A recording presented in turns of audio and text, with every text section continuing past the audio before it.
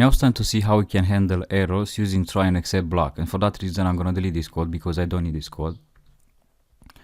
Now, often when writing code, you'll encounter code which can potentially throw an error, and when that happens, you can do two things. The first thing is that you can allow that error to be thrown, and that is gonna crash your entire program.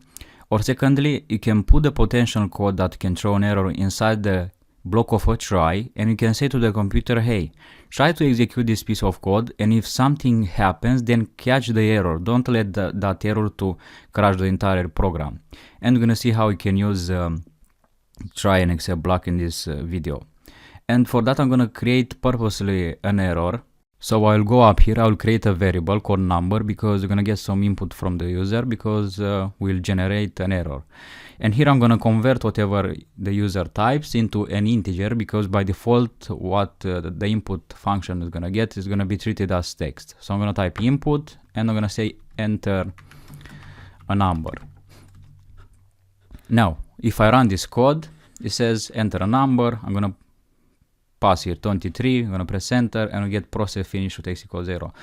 And that basically means that our program finished with no errors. Now if you run this code again, and instead of a number I will type here ABC and I will press enter, now we get what is called an exception. Now we get the error because now instead of passing a number we passed some string, some text to the input function, and when this int function try to convert that text into a number, so it tried to convert ABC into a number, it can't, and because of that it throws this error, and this kind of error, as I said, can crash your entire program.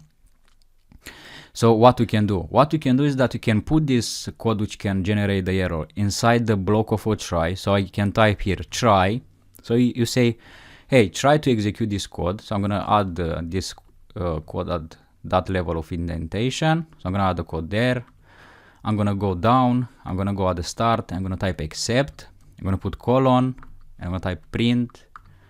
And I'm gonna say, please enter a number. So now what we're doing here is that we're saying, hey, try to execute this code, and if an error happens, then catch that error and show this message, please enter a number. So instead of crashing my program, catch the error and show the message, please enter a number.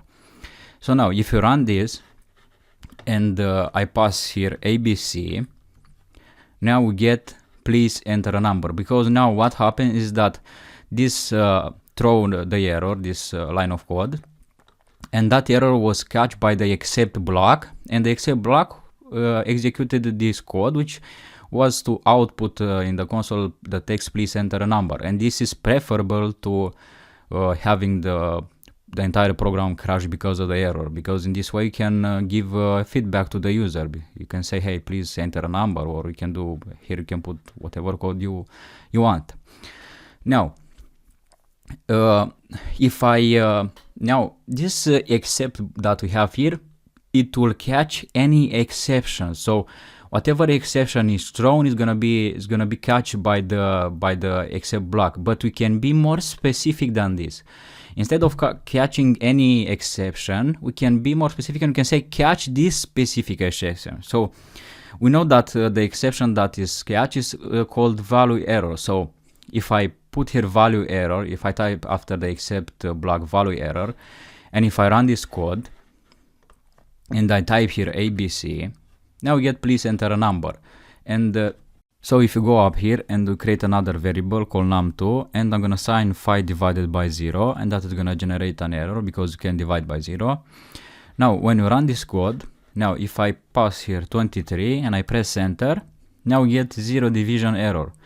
Now you may be wondering why our except block didn't catch this error, and that is because now we're specifically catching only the value error, and the value error is thrown when you pass invalid input, like in our example when we passed a string and we try to convert that string into an integer.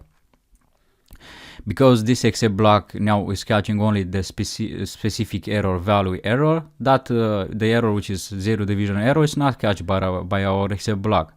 And we can catch the 0 division error, so we can add another except block here. So I'm gonna go at the start, I'm gonna type except, and we're gonna catch the 0 division error. So I'm gonna type 0 division error, colon, and we're gonna add a print line which is gonna say you can't divide by 0. So now, because now we are catching specifically the 0 division error, now when this error is going to be thrown by this line of code, now that error is going to be catched by this except block, and the code inside of this except block is going to be executed. So now if I run this code and I pass here 23, I press enter, now get you can divide by 0. So now is catching specifically the 0 division error and the value error. So if one of those error is thrown, only those error are going to be catched. And previously when we only had a single except block, so now if I delete this and I put only the except here, now if I add a print here, let's say please enter a number, I shouldn't delete that, but now if you run this, now if I type here 23, now we get please enter number. And now we didn't get none of the errors thrown here because this except block simply is catching any error. So it will catch any error that is thrown by your code that you put inside and try. But if you want to be more specific, you can add the previous code here. So I can add the previous code and you can catch specifically either the 0 division error or the value error. And you can also use those value error and 0 division error as variables. And to use them as variables, you go at the end of them, at the declaration, and you type the as keyword. So I'm going to type here as, and I'm going to say here error. I'm going to call this variable. So now you can use this inside our code. Now I can go here, I can add another print, and we can type here error. Now we can use that inside our code. And here the same, you can use the as keyword. So you can go here and can type as, and we type error. And if I add another print here, and we type error, now if you run this, enter a number, let's say 23, and we get you can divide by 0, division by 0. So you get the first print, and then we get the second print, which is output in the simple text which says division by 0. So this is how you can use try and except block to catch errors, and see you in the next video.